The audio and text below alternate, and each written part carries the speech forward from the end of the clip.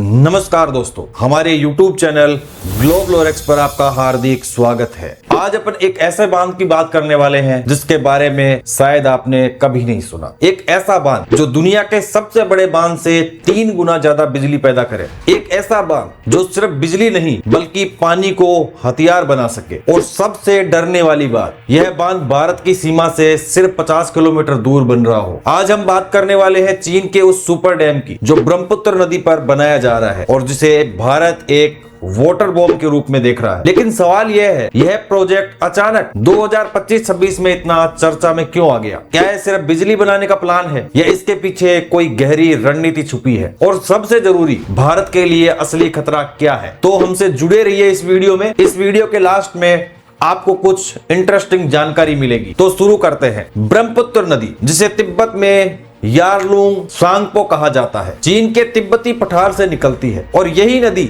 जब तिब्बत के मेडोग इलाके में पहुंचती है तो एक बहुत ही खतरनाक और खास मोड़ लेती है जिसे द ग्रेट बैंड कहा जाता है। यह नदी लगभग 2000 मीटर नीचे गिरती है और फिर भारत के अरुणाचल प्रदेश में प्रवेश करती है और आगे चलकर असम और बांग्लादेश की जीवन रेखा बन जाती है। अब इसी ग्रेट बैंड पर चीन बना रहा है दुनिया का सबसे बड़ा हाइड्रो पावर प्रोजेक्ट। इस परियोजना की योजना नई नहीं है। 2021 में चीन की 14वीं पंचवर्षीय योजना में इसका जिक्र किया गया था, लेकिन असली हलचल शुरू होती है 19 जुलाई 2025 से। इसी दिन चीन ने तिब्बत के नियांगची क्षेत्र में एक भव्य सरकारी समारोह के साथ इस सुपर डैम के निर्माण की आधिकारिक शुरुआत की और फिर जनवरी 2026 में खुद राष्ट्रपति शी जिनपिंग ने अगले नए साल के संबोधन में इस प्रोजेक्ट को प्रोजेक्ट ऑफ द कंट्री बताते हैं। यानी यह सिर्फ इंजीनियरिंग प्रोजेक्ट नहीं बल्कि चीनी राष्ट्रवाद और शक्ति प्रदर्शन का प्रतीक है। अब सवाल यह है कि यह बांध कितना बड़ा है।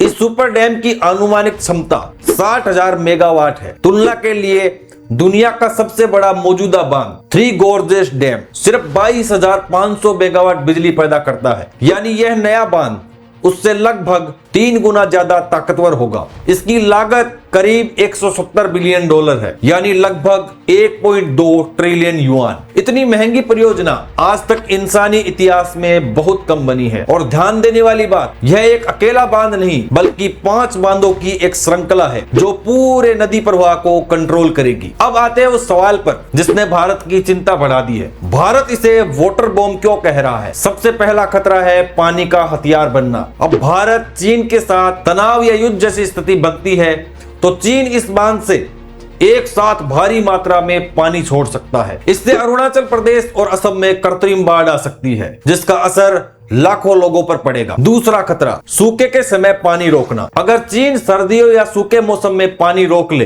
तो पूर्वोत्तर भारत और बांग्लादेश में कृषि, पीने का पानी और बिजली सब संकट में पड़ सकते हैं। और तीसरा और सबसे खतरनाक पहलू, भूकंपीय जोखिम।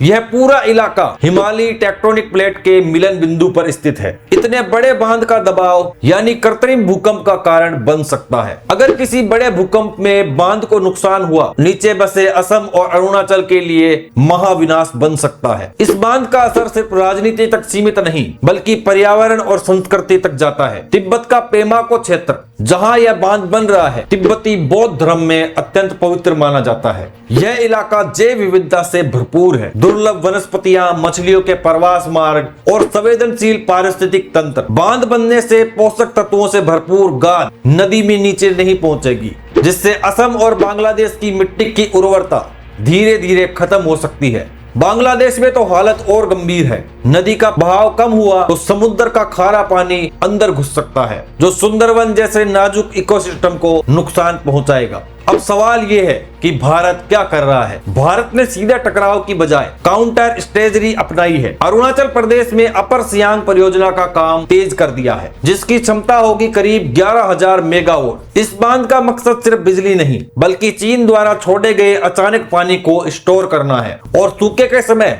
बहाव को संतुलित रखना। इसके अलावा भारत अंतर्राष्ट्रीय मंचों पर डेटा पारदर्शिता और जल संधि की भी मांग उठा रहा है, क्योंकि चीन पहले भी डोकलाम विवाद के बाद हाइड्रोलॉजिकल डेटा साझा करना बंद कर चुका है। तो निष्कर्ष साफ है, चीन का यह सुपर डैम सिर्फ एक ऊर्जा परियोजना नहीं बल्कि जियोपॉलिटिक्स, पर्यावरण और सुरक्षा तीनों का मिश्रण है। यह आने वाले वर्षों में भारत चीन संबंधों की दिशा तय कर सकता है। और शायद यही वजह है कि ब्रह्मपुत्र पर बन रहा यह बांध आज सिर्फ एक परियोजना नहीं बल्कि एशिया की सबसे बड़ी रणनीति बहस बन चुका है। बाकी आप क्या सोचते हो इसके बारे में कमेंट जरूर करें और वीडियो अगर अच्छा लगे तो हमारे चैनल को सब्सक्राइब जरूर करें। बहुत बहुत धन्यवाद।